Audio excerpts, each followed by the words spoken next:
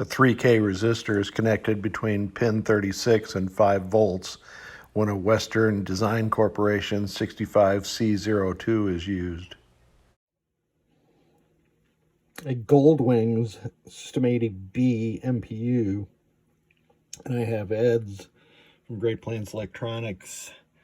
Super nice quick scan 80, unfortunately no longer available, connected to it, and it is doing what it does when an MPU board is working correctly.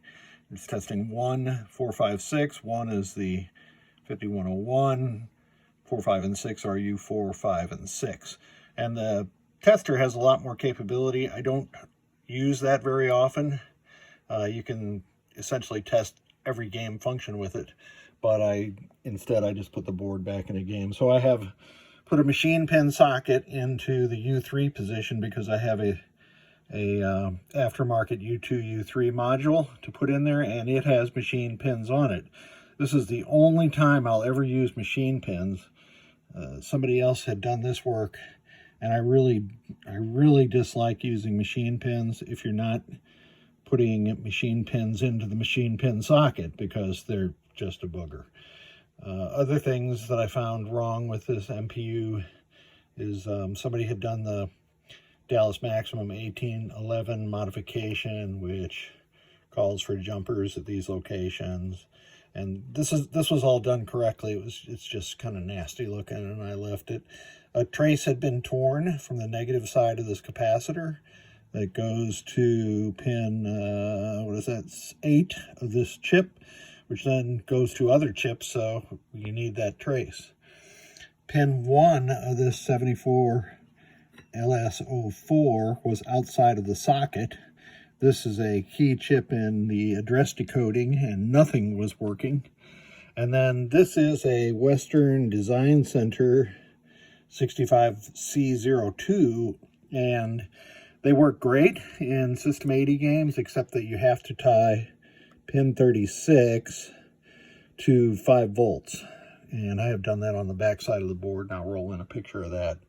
I've added the slam switch mod, and I'll leave it up to the user to add their ground mods that they like. So let me take this thing over to a game and test it in my RoboWars.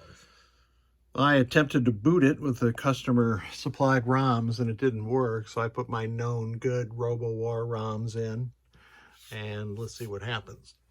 With the customer ROMs, it just didn't do anything. But you can see we are booted up and working perfectly fine right now. Let's put it into test and see what we find. Let's make sure the switch matrix is working.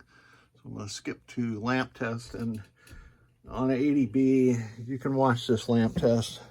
It's just not very productive to do it. It's a lot easier to see if all lamps are working while it's in a track mode.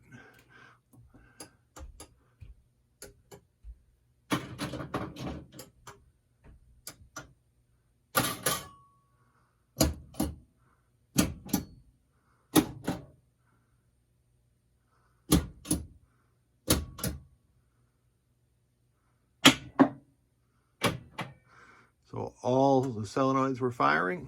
Let's do the switch matrix.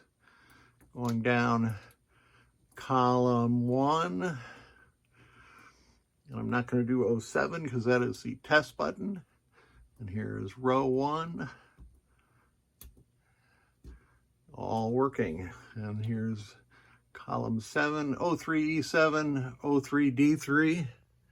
You computer scientists, I'm sure you can pick that out right away. What's that last one?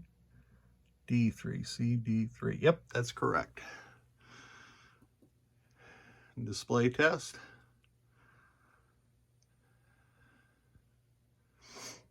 And that is working perfectly. So that is it. After it's going to show us 1DCA is the checksum for Prom 1, which is strangely way over here on the right. So this CPU board is good to go, and I guess I'll need to get some new ROMs for it. Thank you so much for sending it.